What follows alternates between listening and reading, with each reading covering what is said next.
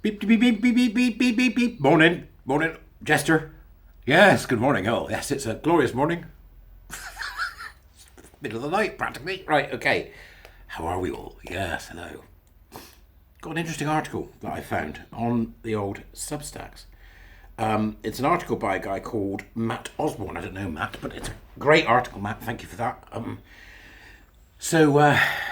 Yeah, I'll share it via my Substack so people can see it as well, so that you know who had written this. But actually, it's very interesting. It's about a guy called Scott Nunn. Now, Scott Nunn is quite the figure in the pantheon of the LGBTQ plus hands, knees, and bumps of daisy people. So why am I talking about him to you today? This is an interesting question to ask.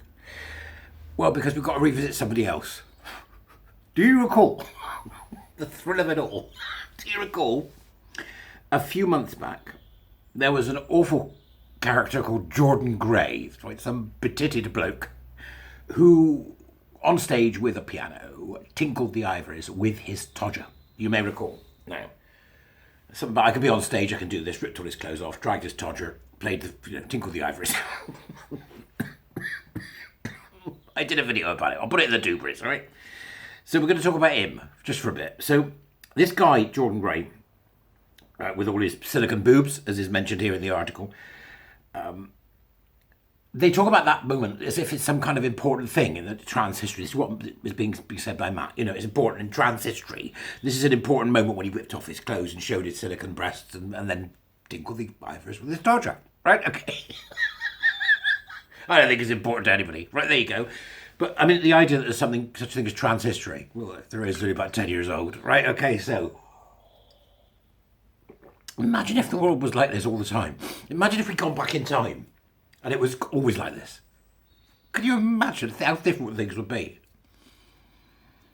David Lean would have made Florence of Arabia.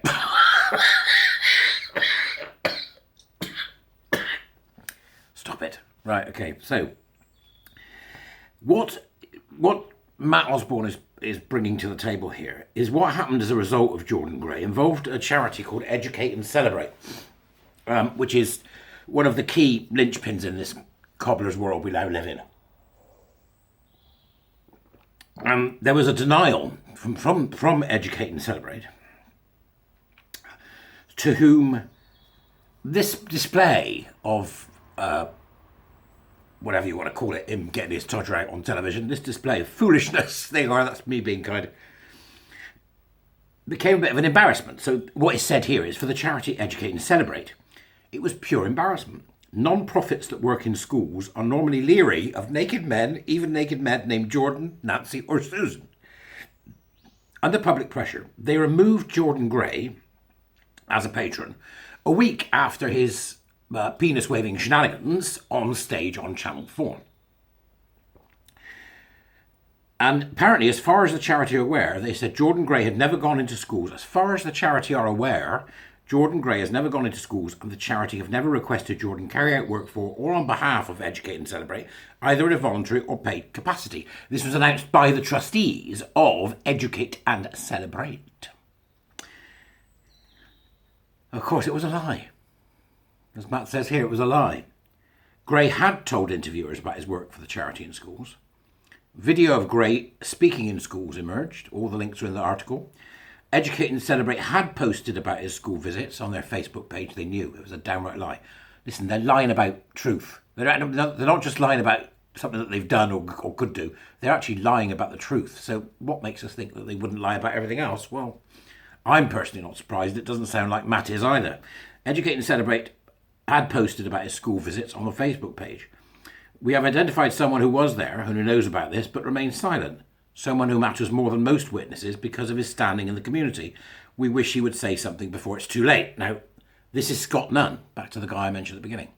What Matt is talking about is a guy called Scott Nunn. Now, Scott Nunn he's an LGBTQ plus media professional with 22 years experience, according to his Twitter bio. In 2011, he founded and ran the Gay Star News website with his partner, Tris Reed-Smith. Now, I remember this very well. 2011, Gay Star News website, very successful, very successful. Obviously a canny businessman. Thanks to the help of Goldman Sachs, PricewaterhouseCoopers, National Australia Bank, and the insistent tweeting of Stephen Fry. Oh, right. Perhaps not so canny. May have been more about who you know. The Gay Star News Network rapidly became one of the world's leading digital LGBTQI+ publications with millions of readers across 240 countries. And this is according to Nunn's own website.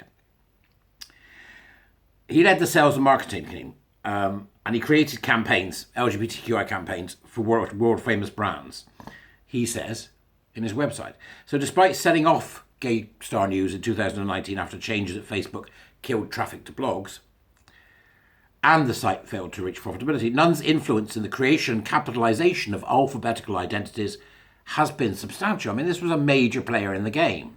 That's what I think Colin is drawing our attention to the most. So what do we end up with? Well, interestingly, in the article, as you'll see, photos of Nunn and Jordan Gray, an educate, these people are tossers, educate event. Eddie Barnes, founder and chief executive of the charity, is on the far right in the bottom photo. So we've actually got photographs of them together at some kind of educate and celebrate event. And then, following up from that, there's a picture of him with a load of students. When you have a look, you'll see how young the students are. Mr. Nunn is also, unfortunately, this should be said, currently living with cancer. And, speedy recovery. I hope to God you'd beat that most vile of all things. But what's being said here by Matt is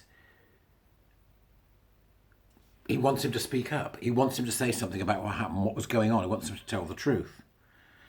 He says here, Matt, we hope he keeps winning the war against the cancer, because whenever he does lose that fight, he runs out of time to come clean.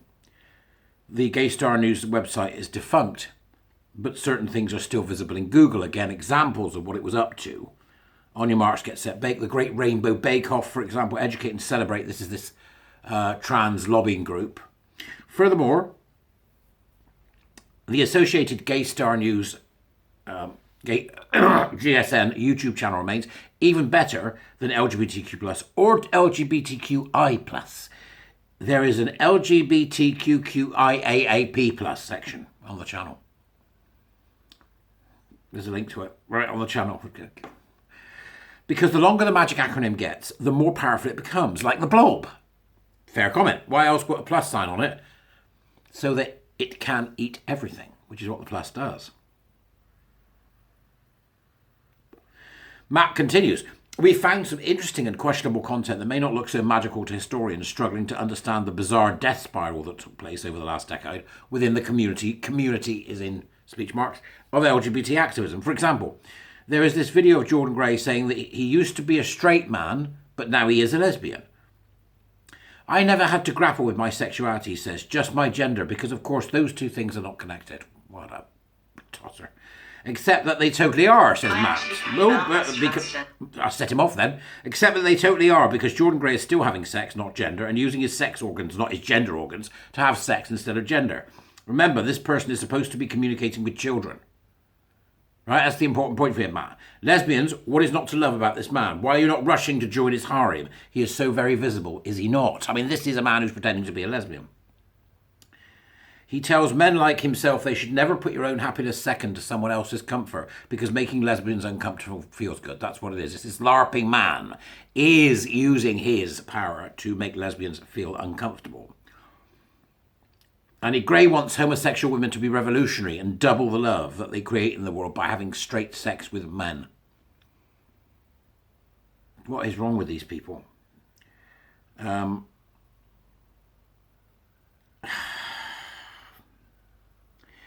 It's also interesting, he says, when Jordan Gray talks about the fact that like the great majority of adult men who transition nowadays, estrogen is the limit of his ambition to transition, that's so he can get the tits. In this video, he emphasises twice that it doesn't require any medical or surgical intervention for him to be a woman. His word alone is enough, as I am not any less of a woman for having a penis. Gray will never have his penis removed, he insists, because it takes a toll on the body. What, really? And because his girlfriend likes it. His lesbian girlfriend. It's a queer world today. That's what it is. This is a man discussing his penis in this video for 6 minutes, and it's supposed to be guidance for youth, including young lesbians. You need to have a look at the article. I would suggest you have a look at the YouTube channel. The interesting thing about Mr. Nunn is, who was the Gay Star News guy, is that he could shed light on this quite easily. So perhaps he will. Perhaps he'll come up and say, actually, this is what was going on. Perhaps he will. I love here that Matt calls this the language of self-help woo. It's great, isn't it? The self-help woo.